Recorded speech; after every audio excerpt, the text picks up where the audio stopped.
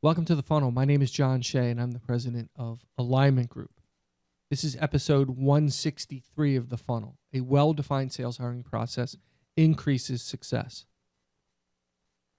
Today, you will learn why it's so hard to hire great salespeople, the importance of understanding the sales role. Interviewing is a skill that requires effort to achieve results. Trusting your gut requires verification. And then finally, I'll walk you through the 6 steps of a successful hiring process. So why is it so hard to find great salespeople? The truth is that the vast majority of salespeople today are mediocre. Business owners, managers, entrepreneurs have a really poor track record when it comes to hiring sales talent. When you hire the right salespeople, you onboard them properly, you realize success at a much higher and faster rate. The results are amazing. On the other hand, when you hire a mediocre rep or worse, you're basically shelling out money for nothing. You're running a welfare program. So why is it so hard? Most of the issues are created in the process. Most of the issues are they don't understand how to go through the right process to hire great salespeople. Maybe you're using a recruiter who's sending you an email with an outline and a resume and telling you how great they are, and the recommendations come along and you interview them, you like them, and you hire them. What's wrong with that process? Well, about 100 things. Maybe you're using one of the employment boards, Monster, Indeed, et cetera, and you're trying to find a good salesperson based on the resumes that are posted. Most highly successful salespeople are employed. They're doing a good job somewhere else. So maybe that's not the place to be looking for salespeople. And there's a whole bunch of other reasons. But it's hard to find high-quality salespeople because we're benchmarking against the wrong stuff. We're benchmarking against what they tell us about themselves. We're benchmarking against their role in another company and how they performed at that other company. You don't know the circumstances around that. So let's talk about why it's important to understand the sales role. First thing you need to do is figure out what you want. What is it going to take to be successful in that job? It's not just a job description. What is crucial to be successful in this role? And we're going to benchmark against the ideal, not against how the position is currently managed or the previous person or how we think it was managed 6 months ago or a year ago or 5 years ago. We're going to clearly define the role and what it takes to fulfill that position. This is foundational. This is the most important part of the process. It sets the stage for everything that follows. So let's say, for example, you get this wrong. Well, you might be interviewing the wrong people because they meet the sales role you've outlined, and it's not really the sales role that needs to be that will translate to success. You see how that affects what you do every step of the way? So there's arguments on what's the most important part of the sales process, the hiring process. Some people say the interview, you got to nail the interview. Others say it's the search, we have to find the right person. Without the right role defined, the ideal candidate, listing out the attributes, experience, and success that you're looking for, how can the search be the most important part? Searching for the wrong person. How can the interview be the most important part? This, in my mind, is foundational. Getting this right. It's not just the description. It's way more than that. Let me take a quick moment to tell you about an offer we have in place right now. If you go to alignment-group.com, episode 163 show notes, you'll see a link. Click that link, give us your name and your email address, and we'll send you the 6-step hiring process infographic. Later on in this podcast, I'll go through every one of the 6 steps And the following 6 podcasts will dive deeper into each step of the process. You can download the infographic, print it out, put it up on your wall, keep it in an electronic version just to remind yourself of what you need to do in your hiring process. So if you get a chance, click on the link if you're watching the video, or go to the website and download the hiring process infographic. All right, let's talk about the interview and the skill that requires a lot more effort to achieve results. People think interviewing is kind of like just sitting down and having a conversation. You don't have to prepare for it. You don't have to do any work. I'm good at this. I'm in sales. I know how to talk to people. Well, if great salespeople only make up a very small percentage of the candidate pool, how are you going to find A players? So how are you going to go through that interview process and determine that this is the right person for you? Most managers spend their time selling the job, talking about how great it is, instead of figuring out if this person is the right fit for my company. Oftentimes, we're desperate, right? We have an empty territory. So the interview is a sales pitch. Boy, if I could get this person, they're going to set the world on fire. Big conversations around it. Man, a chef, if I can get this person. They hire them. 6 months later, they're disappointed. It's not much different than sales, right? In terms of the conversation. You need really good listening skills. You have to listen to what they're saying.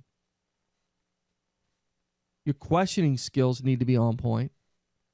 One of the things I stress with my clients is don't lead the witness. Don't give them the answer to the question in the question. You want an objective point of view on that person. You want to sit back and determine, are they going to meet the requirements necessary to be successful in this role? And I have to get really good at interviewing. I have to ask the right questions. I have to listen intently when they're speaking. I have to layer those questions. I have to ask deeper, more meaningful questions. A good interview should take a couple of hours. You might do 2 of them. And there's a process I go through with interviewing. It's not a get to know you and I want to be your friend. Sure, you're going to have to make that determination. Can I work with this person? Do I like this person? Because I'm going to be their boss. Do I want to spend all this time with this new person? That's part of it. But we have to think about this as a vetting process. You're trying to verify that they're an A player through the interview process. We want to ask the questions. We want to listen. We don't want to make this easy. Selling's not easy, so why should the interview be easy? So I hear a lot about gut. I've actually had people post comments on my LinkedIn when I've written blogs about this, that, you trust your gut feeling. There's nothing wrong with that. And I would say there's something to be said for that. There's something to be said for your gut and intuition and reading people and body language. There's a lot of science around that. Really good stuff. But what I would say, that's fine. Just verify that your gut is correct. And how do you do that? How do you verify that your gut is correct? Well, first, a good assessment. So saying go with your gut shouldn't be something that we embrace as managers. It's not objective, it's emotional, it's a response to whatever's going on in the room or however you feel about that person when you're talking to them. So if you have a structured sales process in place that includes a good assessment up front that gives you an idea of what this person's going to be like in your company, in your organization, do they have the skill sets? Do they have the sales DNA? Yes. I use an assessment, and I recommend an assessment. Of course, I recommend the Objective Management Group assessment. It's the best sales assessment I've ever used in my career. And I do that before. So I have a good assessment that I use I have strong interview skills. I don't take the resume as verbatim, as the gospel. I confirm what's on that resume. And I want some proof. I want to know what they're saying is true. And I don't want to believe what they say just because they say it. I want verification that everything that you're projecting to me matches. And it matches my job. My gut's telling me, yeah, this person could be good, but I need verification. So anybody that tells you to go with your gut is misleading you. Oh, I just go with my gut. I've had great. And then you start going back and you look at their history and you can see there's gaps. They lose people every 6 months, every 12 months. And what's happened, and this happens in a lot of industries, it just becomes the standard, the norm. Well, this is the norm. It's industry-wide. Why does it have to be your norm? A good sales process for hiring solves a lot of these problems. Again, we're looking for high-quality candidates, and we're weeding out the pretenders. People forget about the weeding out the pretender side. They spend all their time focusing on, I need a highly successful sales rep. This is a great resume. The recruiter said this stuff is awesome. They send me 4 paragraphs just extolling the virtues of this sales rep. They have really great recommendations from their friends. My response is great, but I'm going to verify. I'm going to go through my process. I need to make sure that this is the right person for the job.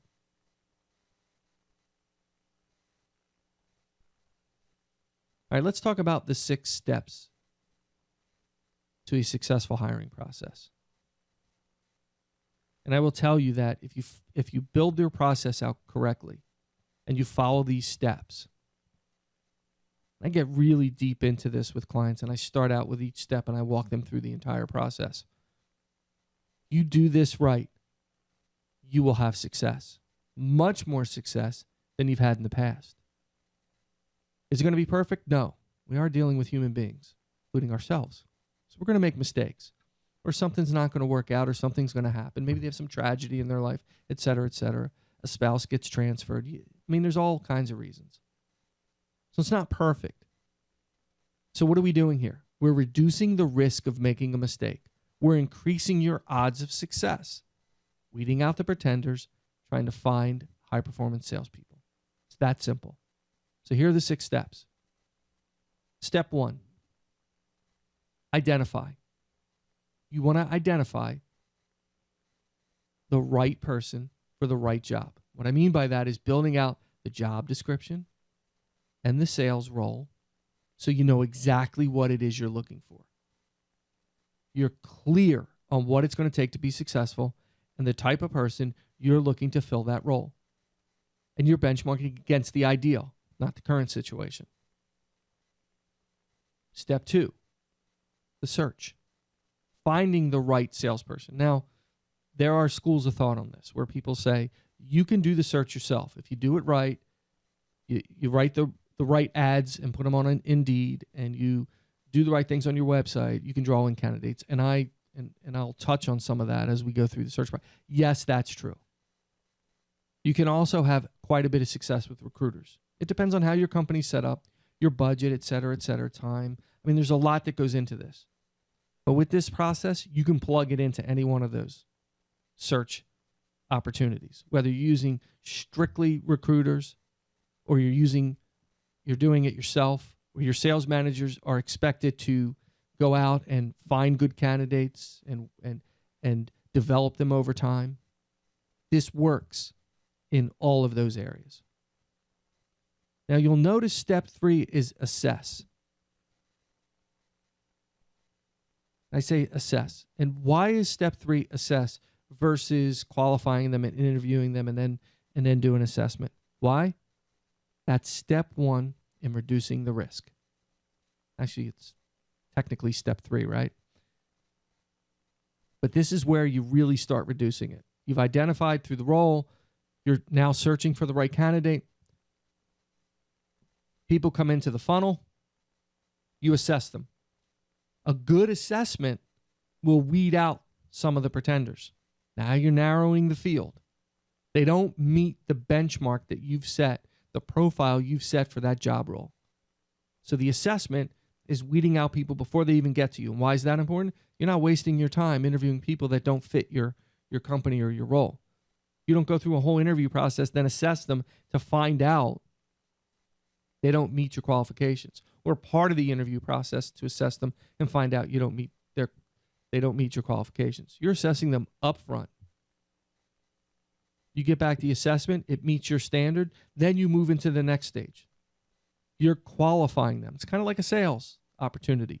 You're qualifying them to get them to the larger interview. Do they meet the minimum expectations? Okay, we've identified, we profiled, we searched, we found, we assessed them. Hurdle number 4 is the qualification.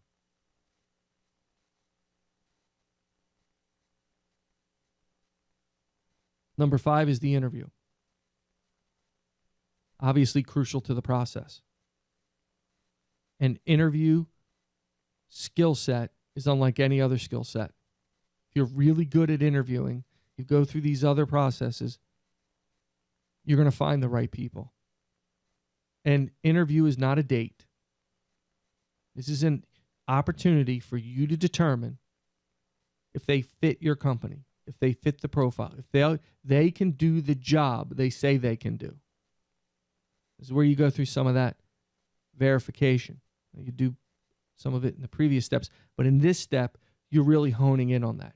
You're looking them right in the eye and you're having conversations. And you're discussing those things that are important to determining if they're a fit. Then the last step is hiring. People say, well, you just hire them. Really? Does your compensation meet the demands of the market? Does it drive people to success? Do you lay out expectations when you hire them? Or do you wait a few months? Do they know before they walk in the door what the expectations are with this company to succeed? Do they know who their boss is going to be? Some people, believe it or not, they don't. Or they have 3 bosses. Clearly define the role. Clearly define the job description. Clearly define compensation. This is how you're going to get paid. This is how you're going to succeed. And oh, by the way, you better darn well have an onboarding process. That happens after you hire them. Well-defined onboarding process contributes to early success. I read all the time in blogs, in documentation, on sales, that it takes a year for a good sales rep to get up and running. Why? Why? Because we hire them and we just tell them to go sell. We don't prepare for the day they walk in the door. We don't lay out what exactly it is that they need to do to be successful and then help them get there. We just hand them the laptop and the phone and say, go. Would you do that with your own family? Would you do that with a kid? They're not fully formed human beings. They don't just come out and you send them off into the world. They would die. Same here.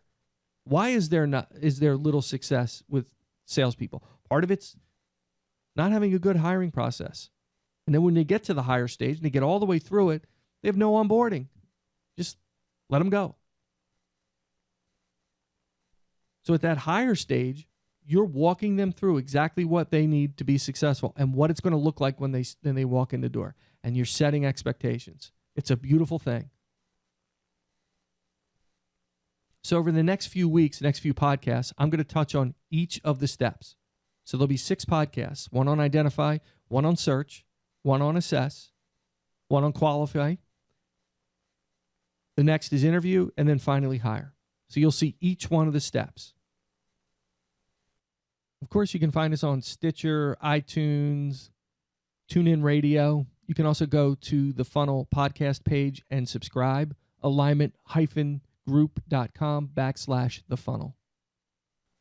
You can find me on Facebook under Alignment Group, Twitter handles @ShayJohnR. Of course, you can find me on LinkedIn. And if you dare, go to Google+. There isn't much there. I'll be honest with you, but I'm on Google+. And of course, if you want to send me an email or a message, feedback is always welcome. jshea@alignment-group.com. My website is alignment-group.com. And of course, like I said, my Twitter handle @ShayJohnR. Until next time, keep filling the funnel.